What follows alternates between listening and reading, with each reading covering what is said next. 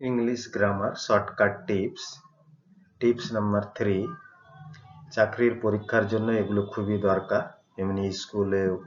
paragraph writing বা কিছু লেখার জন্য খুবই দরকার পড়ে টিপস হলো 1 নাম্বার টিপস ফিউ মানে কিছু এরপর নাউন যদি থাকে নাউনটি প্লুরাল হবে প্লুরাল সাধারণত এস যুক্ত করে যেগুলো হয় ওগুলো প্লুরাল তার মানে তারপরে ভার্বও প্লুরাল হবে যেমন এক্সাম্পল ফিউ এই যে গার্ল ক্যান রিজিস্ট ফ্ল্যাটারি কিছু কিছু মেয়ে তোষামোদের প্রতিবাদ জানায় এই যে গার্ল এটি ভুল রয়েছে তো গার্লের সঙ্গে কি হবে এই যে এস যুক্ত হয়ে গার্লস হয়ে যাবে তবে ঠিক হবে না হলে এটি ভুল প্লুরাল হবে বয়েজ যদি থাকতো বয় যদি থাকতো বয়েজ হতো কাউ যদি থাকতো কাউজ হতো হ্যাঁ এই করলে প্লুরাল হবে মনে রাখতে হবে 2 নাম্বার টিপস মার্সি মানে দয়া দয়া করা নয় দয়া অ্যাডজেক্টিভ ওয়ার্ড তাই এরপর অয়ের বদলে আমরা জানি বানানের নিয়ম হলো অয়ের বদলে আই আর ইডি যুক্ত হয়ে ভার্ব হয় হ্যাঁ কিন্তু যেহেতু এটি অ্যাডজেক্টিভ ভার্বের মতো মার্কশিট হবে না ভুল করে অনেক কেউ মার্কশিট করে দেয় যেমন এক্সাম্পল নো এক্সকিউজ কোনো বাহানা উইল বি মার্কশিট এই যে বি এর পর ভার্বের থার্ড ফর্ম বা পাস্ট পার্টিসিপল ফর্ম হয় এইভাবে করে দেয় অনেক কেউ কিন্তু এটি ভুল কেন এটি হলো অ্যাডজেক্টিভ এটি কোনো ভার্ব নয় যে এর পাস্ট টেন্স করে দেবে ইন এনি ওয়ে কোনোভাবে বাহানা ক্ষমা করা যাবে না তো মার্কশিট হবে এই যে মার্সি হবে এই ওয়ার্ডটি হবে এখানে মার্সি তবে কারেক্ট হবে 3 নাম্বার টিপস প্যাসিভ ভয়েসে নো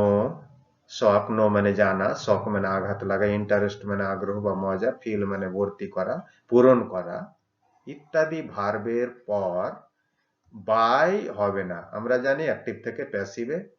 ভার্বের পরে একটা বাই বসে যায় সাধারণত কিন্তু সবগুলোতে বসবে না এই কটি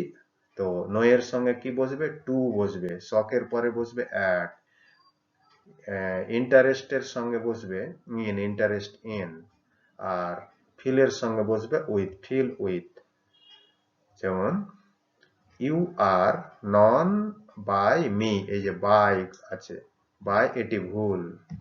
ভুল কি হবে ননের পরে টু হবে টি ও টু তারপরে কমল ওয়াজ শকড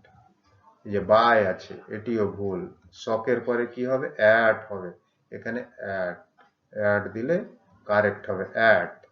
তারপরে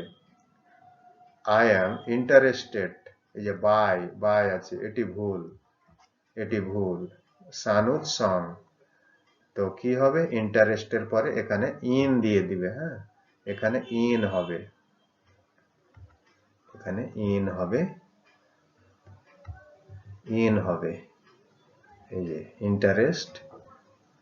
ইন তারপরে দ্য রুম ইজ ফিল্ড এই যে ফিল্ড বাই আছে বাই হবে না কি হবে উইথ হবে 3 নাম্বার এবার 4 নাম্বার টিপস পুট মানে রাখা কাট মানে কাটা হিট মানে আঘাত করা হার্ট মানে আঘাত করা বাস্ট মানে ফেটে যাওয়া কাস্ট মানে নিক্ষেপ করা তো এদের পাস্ট প্রেজেন্ট একই অনেক কেউ পুটেড করে দেয় হি পুটেড সে রেখেছিল হি পুট করে দিলেই সে রেখেছিল ভাবে বুঝতে হবে কাটেড করে দেয় হিটেড করে দেয় হার্টেড করে দেয় বাস্টেড করে দেয় কাস্টেড করে দেয় তো হবে না মনে রাখবে কিন্তু কি হবে প্রেজেন্ট টেন্সে থার্ড পারসন সিঙ্গুলার নম্বরে ঠিকই যুক্ত হবে এস বা ইএস যেরকম সে এখানে রাখে